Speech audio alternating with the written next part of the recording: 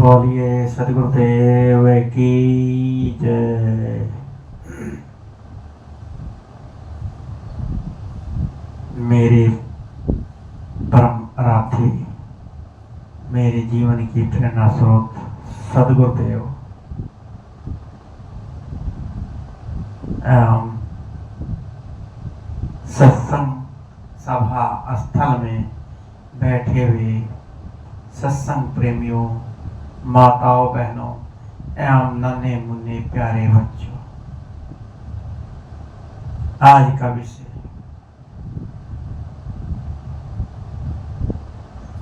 आप कौन हैं? आप कौन हैं? मैं कौन हूं? इस पर थोड़ी चर्चा।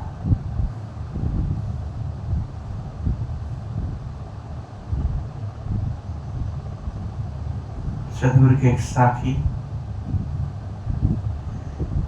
मानुष जन्म पाई के चूके अब की घात।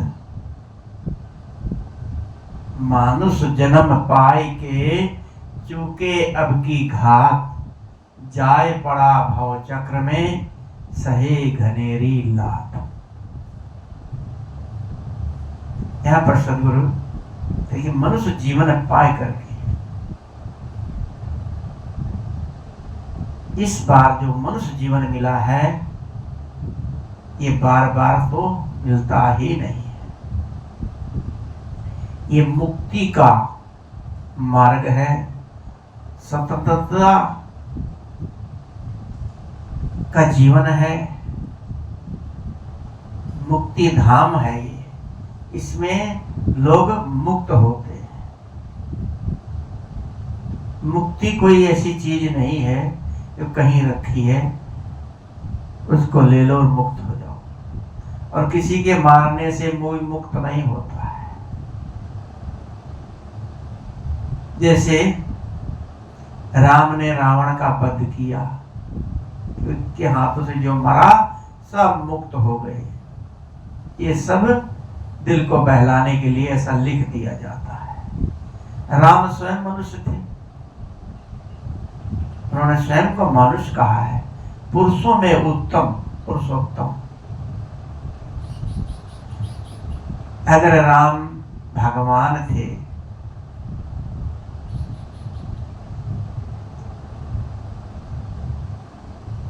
उनके वियोग में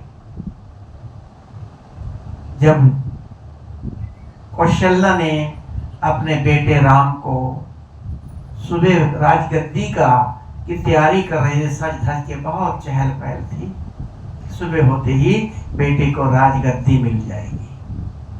लेकिन सुबह होते ही सिस्टम बदल गया। जब सुना कि राम को 14 वर्ष का वनवास हो गया है, तो मां कौशल्या बेहोश होकर के जमीन पर गिर गई। जब कुछ देर में उनको होश आया, राम ने गले से लगाया और कौशल्या बोली कि बेटा, मैं बहुत खुश हो रही थी कि चलो तुम्हारे पिता के राज्य में सुख नहीं मिला। यानी दशरथ जी कैकेयी की तीसरी पत्नी लाए थे। कैकेयी से बहुत प्यार करते थे, हर बात उसी की मानते थे, उसी के पास जाते थे। तो चाहे राजा हो चाहे रंक हो, दुख सबको होता है कि पूरे जीवन में दुखी रही। सोचा था बेटे का राज्य हो रहा है, शायद इसमें कुछ सुख मिल जाए। राम अपनी मां का दुख नहीं हर सके, राम अपने पिता का दुख नहीं हर सके। किसका दुख हरेंगे? सब अपने। राम ने स्वयं कहा है कि कोई नहीं सुख दुख का दाता, कोई सुख दुख का दाता नहीं है।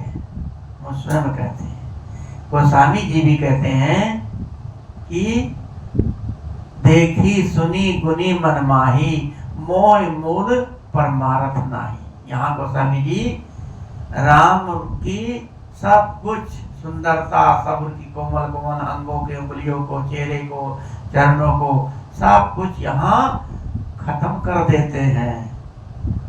नहीं, वैसे तो गोस्वामी जी ने कहा है कि मैं जो मेरे राम को परमात्मा नहीं मानता, तीनों लोगों चारों लोगों का मालिक नहीं मानता, सृष्टिकर्ता नहीं मानता, ब्रह्मण अखंड ब्रह्मण नायक नहीं मानता, वो सुअर, कुत्ता, बिल्ली, पता नहीं क्या क्या, बिना सींग पूंछ का जानवर बताया।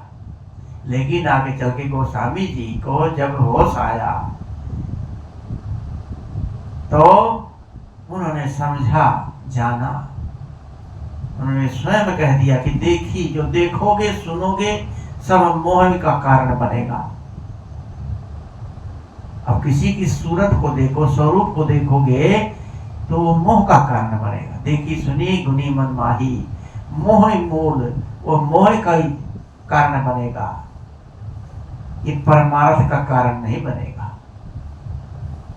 तो यहाँ देखने सुनने से किसी कल्याण नहीं होगा, किसी के दर्शन से मुक्ति नहीं हो जाएगी। या किसी महापुरुष ने, राम ने रावण को मारा, कुंभकर्ण को मारा, और जितने थे सब राक्षसों को मारा। कहते जो राम बाली को मारा, जो कहते हैं भगवान के हाथों से मरे, वो सब मुक्त हो गए। आगे लिखते हैं कि वही रावण कंस बना और वही बाली जो है कि एक शिकारी के रूप में भील का रूप भील बना, जो कृष्ण जी को उन्होंने मार दिया था।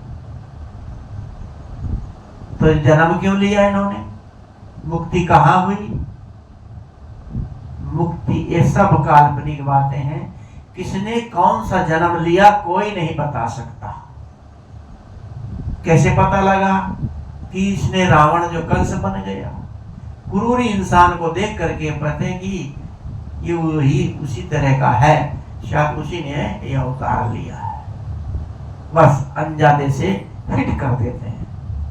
मरने के बाद ये जीवात्मा कहाँ जाती है किसी को नहीं पता, कोई नहीं बता सकता कि मुक्त हुआ कि नरक में गया।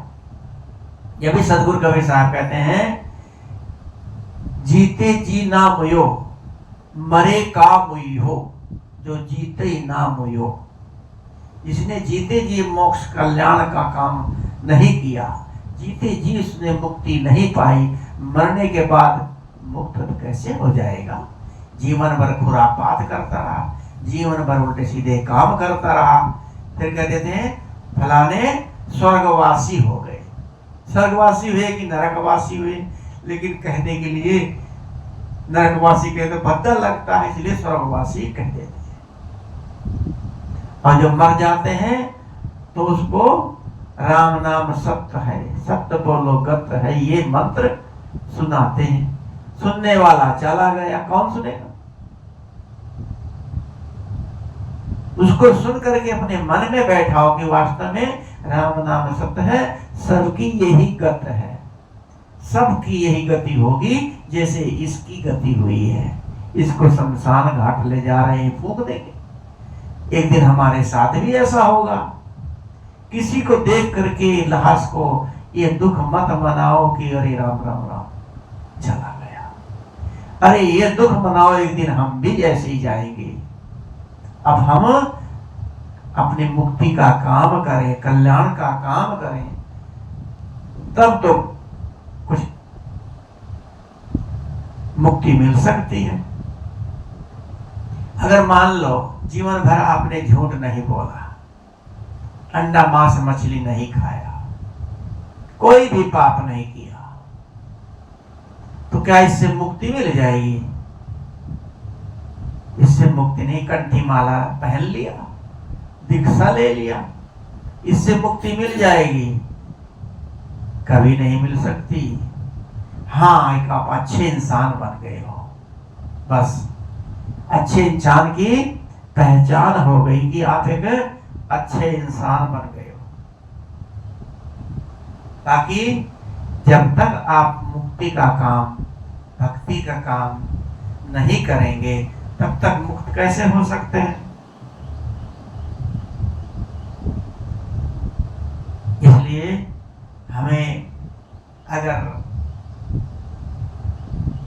इन भवजाल चक्रों से छुटकारा पाना है, मुक्ति पानी है, तो जीते जी ही अपने आप को ठीक रखना होगा और मन को विषयों से हटाना होगा। मन ही हमारे भक्ति की जड़ है और मन ही हमारे नरक की जड़ है। ये मन इतना बड़ा है, इतना बड़ा है, कहते हैं ना कि मन कितने का होता है, कितने किलो का मन होता है। किसी ने आज से 25 साल पहले संत ने मेरे से सवाल किया था कि बताइए मन कितने का होता है। 25 साल से ज्यादा हो गए हो लगभग।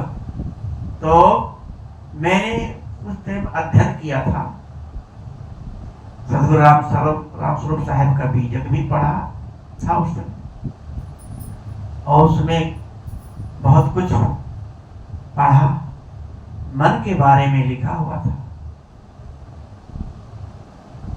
मन, बाहरी मन, जैसे क्विंटल, एक मन, 2 मन, तो बाहरी की गणना है 40 किलो का मन होता है। कितने का? 40 किलो का मन होता है। 5 किलो का की एक धड़ी होती है। एक शेर किलो, पहले शेर बोलते थे, तो 5 किलो की एक धड़ी, तो 8 धड़ी कितने की हो गई? 5 अठे 40, 40 किलो का मन, 8 धड़ी को मन बोलते हैं। और क्विंटल 100 किलो को बोलते हैं। तो मेरे जब प्रश्न किया तो कितने का मन होता है, तो मैंने तुरंत जवाब दिया, मन 40 का होता है। कैसे? मैं कहा 40, ये मन को 40 इंद्रियों की शक्ति मिली हुई है।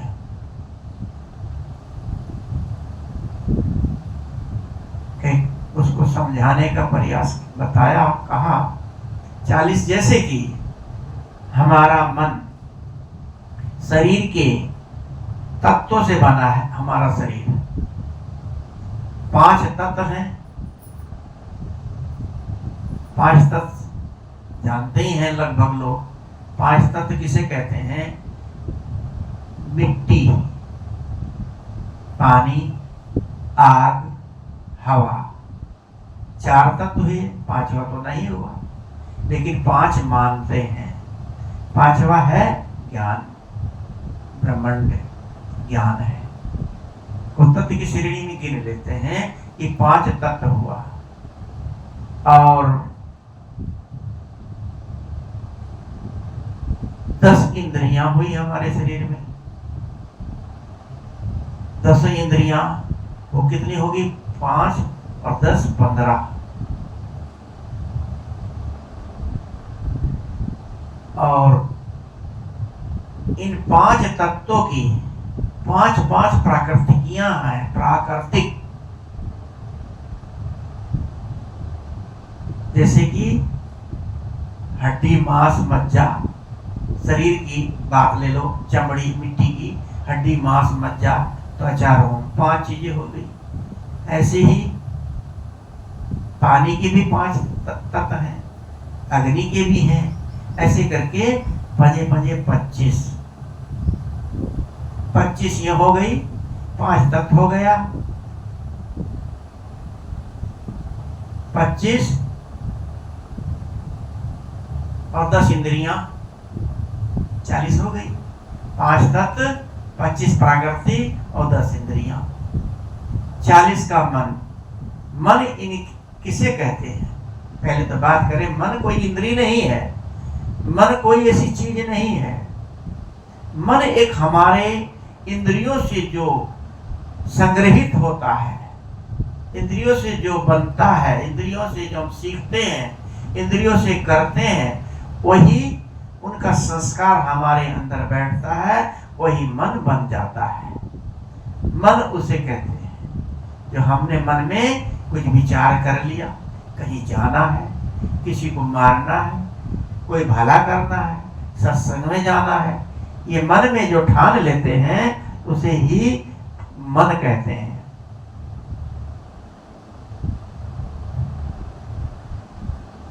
ये 40 का मन जिसके पावर मिल जाए, जिसके 40 लोगों की शक्ति हो, उसको कोई जीत सकता है। मन को 40 लोगों की पावर मिली हुई है, 40 लोग इसको शक्ति देते हैं। मन कहा कि मन के जीते जीत है, मन के हारे हार। और ऐसा भी कहा कि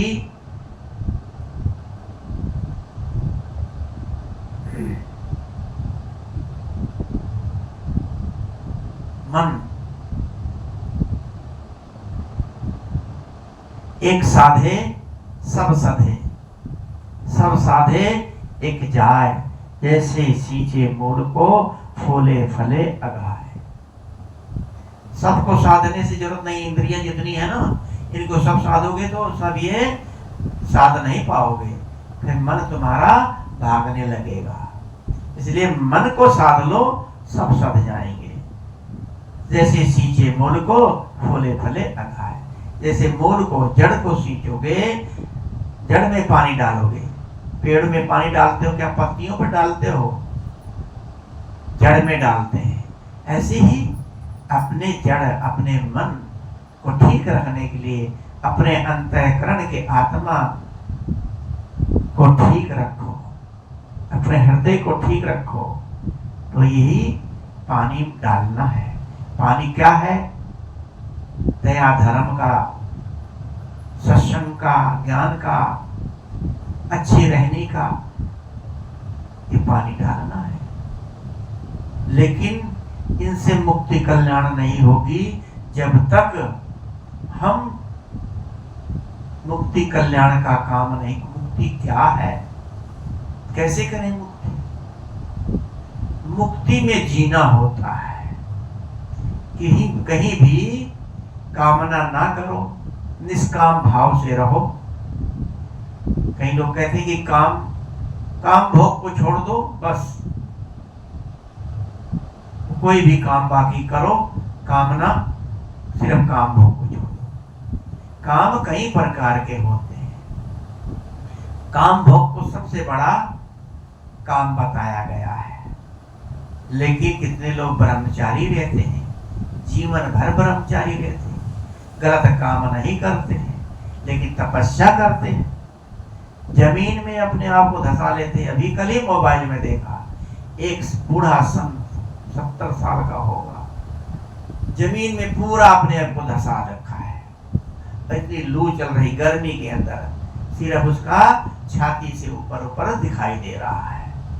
तो लोगों की नजर बड़ी तपस्या कर रहे, तपस्या तो कर रहे हैं, बहुत बड़ी बात है ये, कितना तपस्या करना, लेकिन ये तपस्या से मुक्ति नहीं मिलेगी।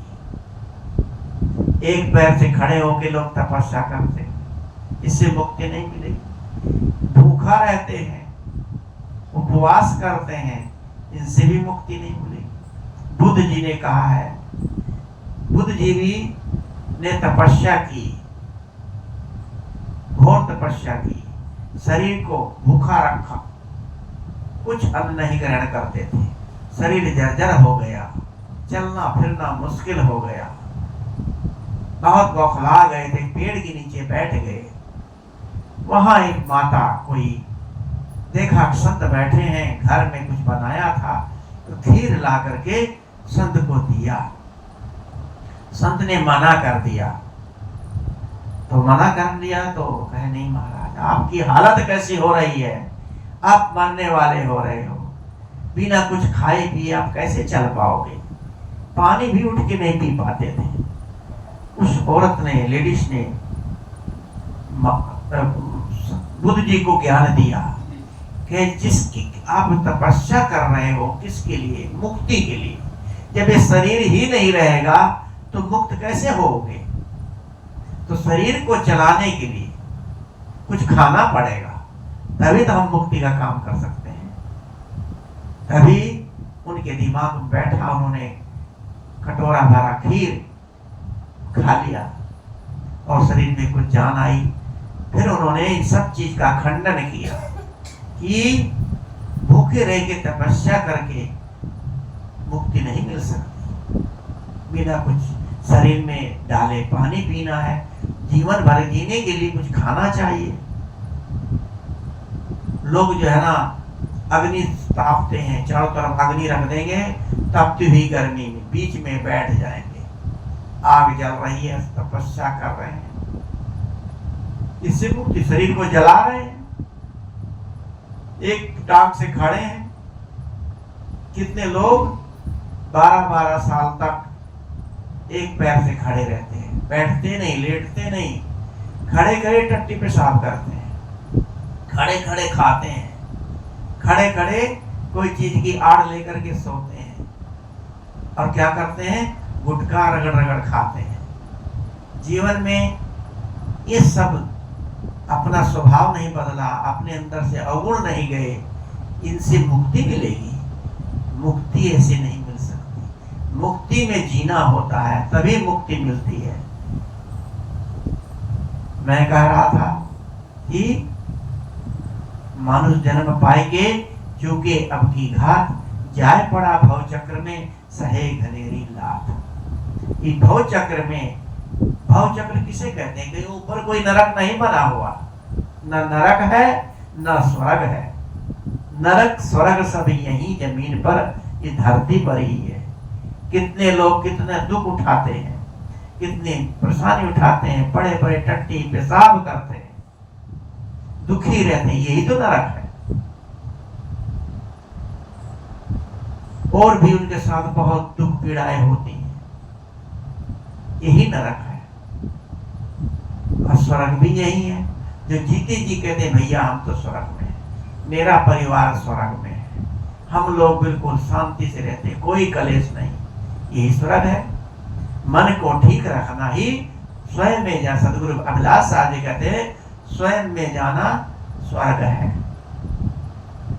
जो अंतर अपने आप में सिमट के रहेगा वही स्वर्ग है। निरासक्ति में मोक्ष है,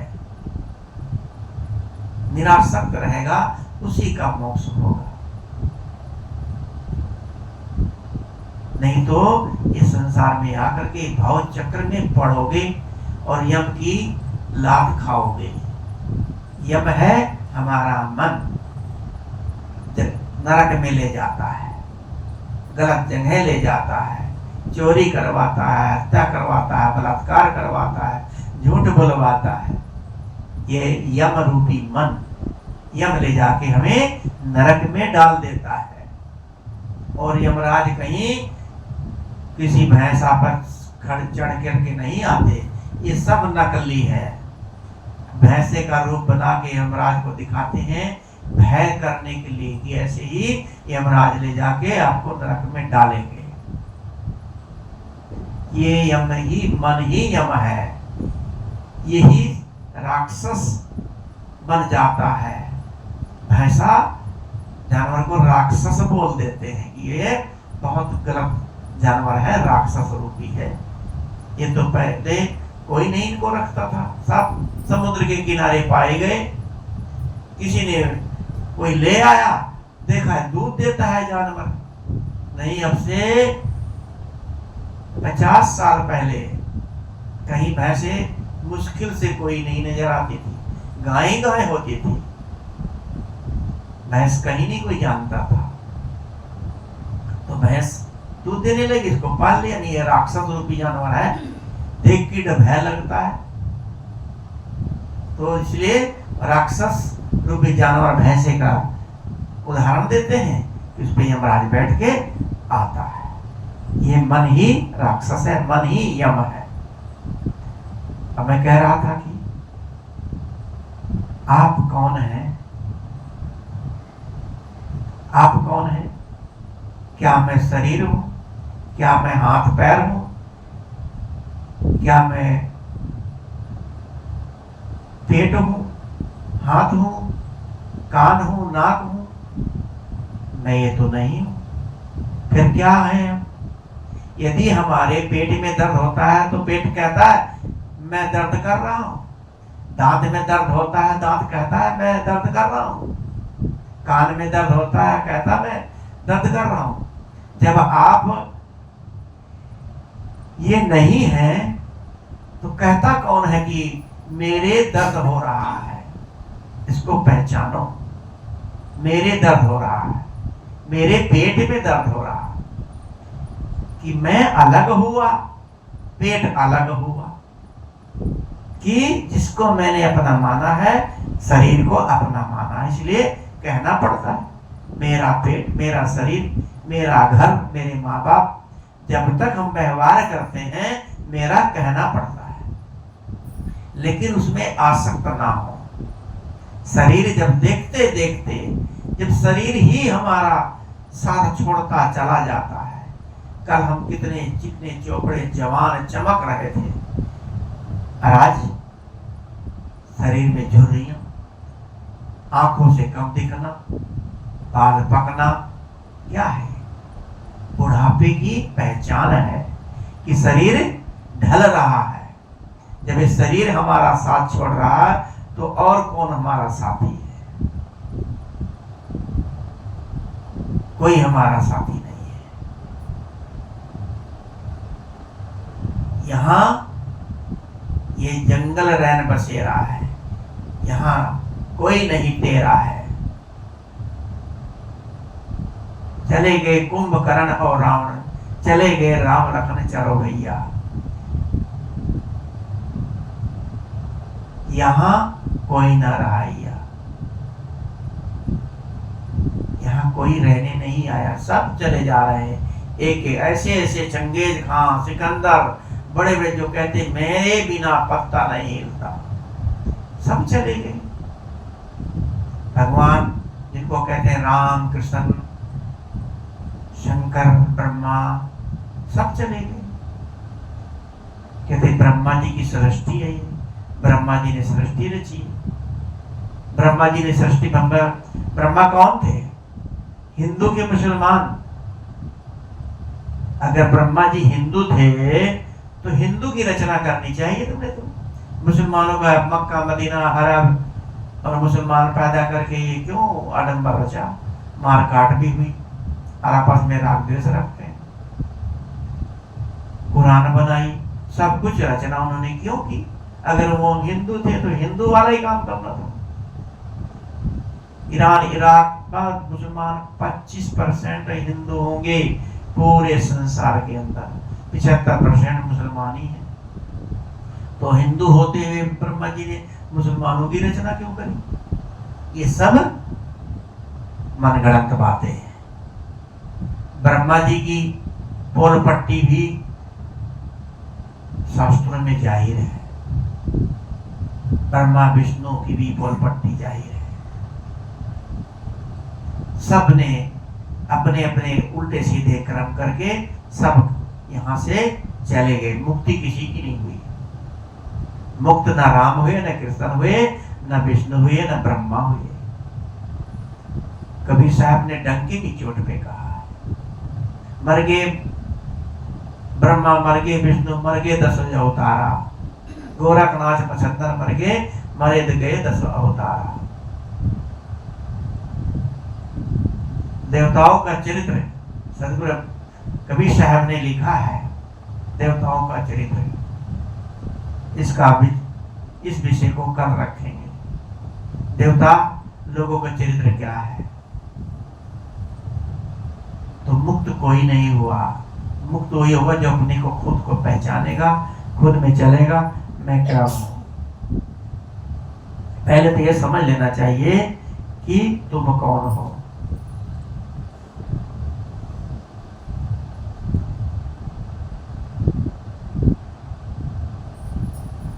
मैं I think therefore I am, मैं सोचता हूं इसलिए मैं हूं। ये आत्मा सोचती है, जानती है, इसलिए मैं हूं। आगे सदगुरु कहते हैं कि मैं देह नहीं हूं। ये देह बदलती रहती है, आत्मा इसमें से निकल जाती है, आत्मा वही रहती है, आत्मा नहीं बदलती है। जीव ना स्त्री है ना पुरुष है, यह शुद्ध चेतन मात्र है। कभी स्त्री बन जाता है, कभी पुरुष बन जाता है, कभी कुत्ता बिल्ली बन सकता है, वही घोड़ा गधा बन सकता है, कीड़े मकोड़े बन सकता है। ये जीव हर जगह है। इसका शरीर से ही इसको स्त्री पुरुष कहा जाता है। यह केवल चेतन मात्र है, न इसकी कोई जात है, न इसका कोई धर्म है।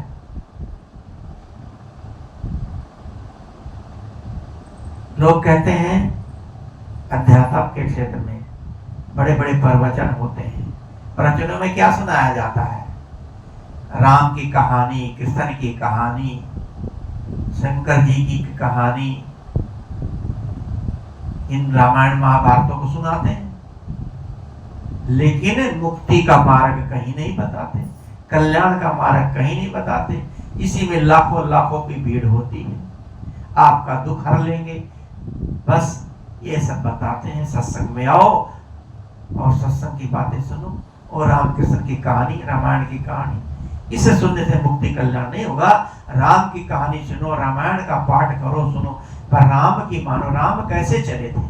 क्या राम भाई भाई में लड़ाई हुई थी उनकी? क्या राम नीच ऊंच से घरना करी थी उन्होंने? तो राम की हम कहाँ मानते हैं? कहानी सुनो, गाथा सुनो, तो उस पर चलो। वहां पर क्या करते हैं? भगवान की कृपा होगी तो बेड़ा पार हो जाएगा, ये कहते हैं। भगवान की कृपा कैसे होगी?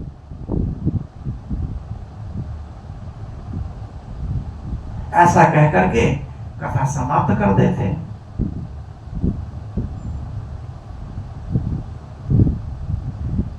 तुम कहां फंसे हो, क्या कर रहे हो, क्या खा रहे हो, इसके बारे में कभी कोई कथावाचक बताता है?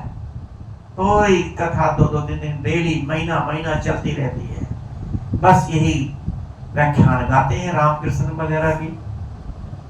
मुक्ति कल्याण की बात कोई नहीं बताते।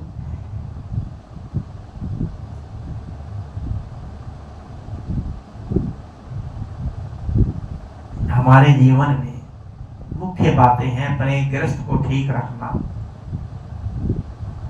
लेकिन गृहस्थ में रह करके इसमें पच पच करे मरना, इन विषयों विकारों में उलझ उलझ के मरना, संयमी ना बनना, तो अपने आप को हम ठीक नहीं रख रहे हैं। गृहस्थ में ही मन को साधना होता है।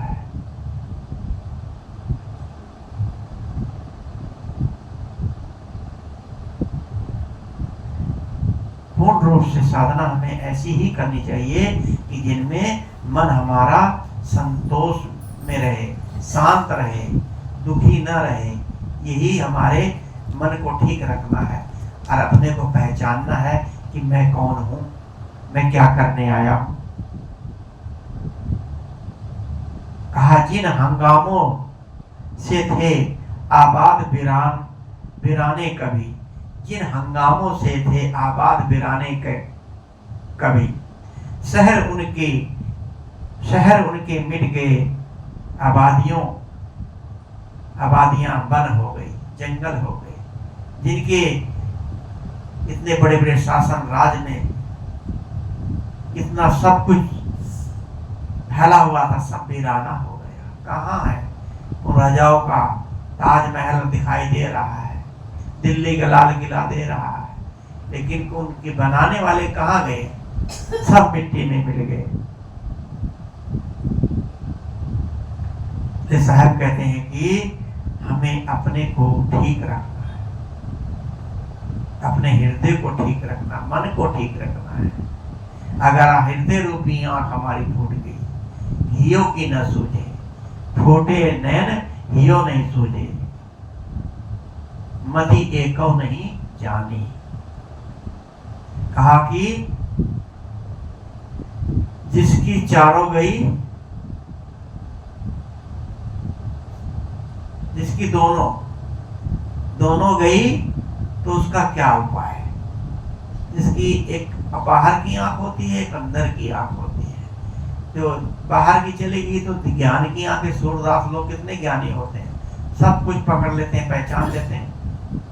अभी 10 साल के बाद मैं सूरदास से मिला तो उसने आवाज सुनते पहचान लिया। मैं आपको कहाँ भूल सकता हूँ, आपका कमरे में रहा हूँ, कभी दिया था कोई कमरा पीछे कहीं, तो एकदम कैच कर लेती है। इनको ज्ञान की आंखें होती है, विवेक की आंखें होती है इनके अंदर। तो इस शरीर का अहंकार करते हो, यदि इससे शरीर से 4 बार टट्टी हो जाए तो जब शरीर का हाल खराब हो जाएगा, चेहरे का रंग उड़ जाएगा, तो शरीर का क्या गुमान कर रहे हो? घाट पर पड़े पड़े बीमार हो जाते हैं, पड़े रहते हैं जीवन भर, तो शरीर हिल भी नहीं पाता, तो शरीर का क्या गुमान करेगा?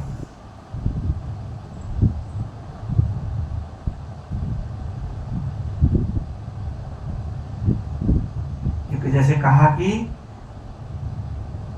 ऊपर की 2 गई, ये की गई हेराए, कहें कबीर जिसकी दोनों गई, ताका कौन उपाय? तो अपने हृदय विवेक की आंखों को जगाओ।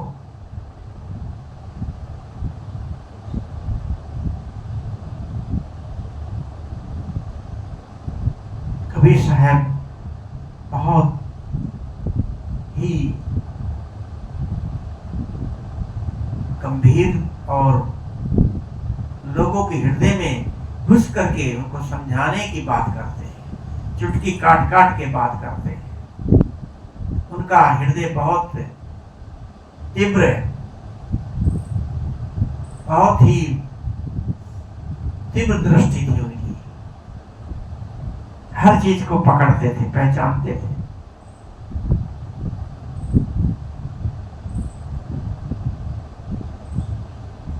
तभी सदगुरु ने कहा है कि जाको सदगुरु ना मिला, व्याकुल 34 धाय। जाको सदगुरु ना मिला, व्याकुल 34 धाय। आंख न सूझे भावरा, घर जरे घोर बुताए। जिसको सदगुरु नहीं मिला, पूर्ण सदगुरु नहीं मिला, वो व्याकुल होकर चारों दिशाओं में ठोकरे खा खा के धक्के खाता रहता है, तड़पता है, परेशान, पूरे जीवन परेशान रहता है। तो घर जरे घूर बुताए। अपने घर में आग लगी हो और हम पानी घूर में डालने लगे तो क्या मतलब हुआ? पागल कहेंगे ना। अगर घर में तुम्हारे आग लगी, पानी तुम बाहर डाल रहे हो। ऐसे तो लोग कर रहे हैं कि आग तो तुम्हारे अंतःकरण में लगी है, आग तुम्हारे अंदर से काम, क्रोध, लोभ, मोह की इंकार में दिन रात जल रहे हो, इनको नहीं ठंडा करते और बाहर के विषयों में फंसे हो, बाहर पूज रहे हो, बाहर जल डाल रहे हो, बाहर देवताओं को मना रहे हो, पूज रहे हो। अंदर के देवता को मानो, आत्मा राम को मानो, तभी तो अंदर की आग बुझेगी। तभी सदगुरु कहते हैं कि है कहूं तो है नहीं, ना कहा ना जाए। है कहूं तो है नहीं, ना कहा ना जाए। हाँ नाई के बीच में साहेब रहा समा। है कहूं तो कुछ नजर आता है, कहीं पर दिखता है, ना परमात्मा ना आत्मा। अरे जो बोल रहा वही तो आत्मा है, जो जान रहा वही आत्मा है। अगर मैं आंख हूं तो देख, मरने के बाद आंखों को देखना चाहिए। अगर मैं कान हूं तो सुनना चाहिए मरने के बाद। मैं सब चीजें कहाँ हूं? तो अपने को पहचाने, मैं कौन हूं। मैं जब भी था, आज भी हूं, हमेशा रहूंगा। ये आत्मा मरती नहीं। ये सब कुछ जानन हारा, इसको क्या देखोगे? जो सबको देखता है, स्वयं को कैसे देख लोगे? कैसे देख लोगे स्वयं को? जैसे कि अपनी आंखों को किसी ने आज तक देखा है? किसी ने भी अपनी आंखों को नहीं देखा, लेकिन पता है कि आंखें हैं, तभी तुम देख रहे हैं सबको। आंख को हाथ पर निकाल के रख लो, देखो, दिखाई देगी? कहीं नहीं दिखाई देगी। तो ऐसे ही आत्मा है, उस आंख की तरह। जैसे आंख सबको देख रही, पता है आंख है, ऐसे ही मैं सबको देख रहा हूं, सबको जान रहा हूं, इसीलिए तो मैं हूं। तभी तो कहते इंग्लिश में कहा, I think therefore I am. मैं सोचता हूं, इसीलिए मैं हूं। साफ बात है। अब ढूंढ रहे परमात्मा कहाँ है, आत्मा कहाँ है? अरे दिख नहीं रहा तुम्हें? जो बोल रहा है, जो कह रहा है, सुन रहा है, देख रहा है, ये वही तो है। चल रहा, फिर रहा। अगर ये न रहे तो शरीर मुर्दा है। इसलिए अपने अंदर से इन विकारों को हटाएं। अगर हमारे अंदर ज्ञान जागृत हो जाता है, इसको हमेशा बनाए रखें कि बढ़ना चाहिए, दिन पर दिन घटना नहीं चाहिए।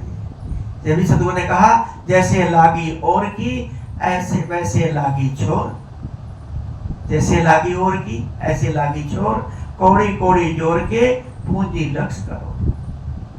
जैसे आज लगी है आग, ऐसे छोर का मतलब और माने शुरू में, और छोर माने आखिरी। जैसे किसी कपड़े का पल्ला पकड़ लो, ये और है, वो छोर है, पल्ले उस छोर पे चले जाओ। तो ऐसे और छोर। जैसे आज हम वर्तमान में अपने जीवन को बनाया हुआ है, जीवन भर ये नहीं कोई सत्संग सुनाए तो सत्संग सुनने जाए, यही नियम बना लिया और कुछ करना धरना नहीं। पुस्तकों को पढ़ना चाहिए, ध्यान स्वाध्याय करना चाहिए। अरे जीवन 24 घंटे मिले हम लोगों को, 1 घंटा नहीं, आधा घंटा नहीं, 10 मिनट भी अपने लिए निकाल रहे हो। अपने जीवन को मिट्टी के मोल में खो रहे हो। ये बार बार कहने वाला भी कोई, ये तो बड़ा संतों महापुरुषों को उपकार होता है, जो आकर के हम लोगों को समझा जाते हैं। तो उसको सुन करके उस पर चलना तो चाहिए, बैठना चाहिए, ध्यान में बैठ करके अपने मन को देखना चाहिए कि मैंने कितने गलत काम किए हैं, कितने गलत कर रहे हैं, कैसे बोल रहे हैं। आज से हम गलत नहीं करेंगे, गलत नहीं बोलेंगे, सब पर दया करेंगे, क्रोध नहीं करेंगे, फालतू नहीं बोलेंगे, आज्ञा का पालन करेंगे। सब चीजें मन में अच्छी बातें ग्रहण करोगे तो मन अच्छा रहेगा। जब मन अच्छा रहेगा, हर काम अच्छा हो। भोजन बनाएंगे तो भोजन प्रसाद बन जाता है। भंडारों में जाते हैं, वहां प्रसाद क्यों कहते हैं? कि वो गुरु का नाम लेके, भंडारा नहीं, प्रसादा बोलते हैं। प्रसादा लो, प्रसादा बन रहा है। वहां लोग जा जाके प्रसादा चख के आते हैं गुरुद्वारों में। वही तो घर भी बनाते हो, वही भोजन रोटी सब कुछ घर बनता है, उसको भी प्रसादा बनाओ ना। मन में अच्छे भाव रखो कि मेरे हाथ का बनाया सब लोग खाएंगे, सब लोग अच्छा समझेंगे, तारीफ करेंगे, और जो है कि लोग मेरे हाथ से खाए। मेरा बड़ा सौभाग्य है कि प्रसादा घर में भी बनाओ, तो मन को ठीक रखो तो प्रसादा बन जाएगा। इसलिए ये अपने आप को समझे मैं कौन हूं, मैं कहां से आया हूं, कहां जाऊंगा। जब तक हम ये प्रश्न हमारे मन से नहीं हटेगा, अपने को नहीं जानेंगे, तब तक हम कुछ नहीं कर सकते। स्वयं को ही जानना है, क्या करने आए हैं, कहाँ जाना है, क्या करना है, ये सब प्रश्न उठते हैं मन में। इसलिए अपने मन को ठीक रखें, यही सब मूल है, सब चीजों की जड़ है। तभी कहा कि अभी ये एक साधे सब साधु, एक मन को साध लो, सब सद जाएंगे, सब कुछ सद जाएगा। सतगुरु की साखी में कहा कि मानव जन्म पाए के चुके अपनी घात, जाए पड़ा भव चक्र में सहे घनेरी लाभ। इन्हीं शब्दों के साथ अपनी वाणी को विराम देता हूँ। बोलिए सतगुरुदेव की जय।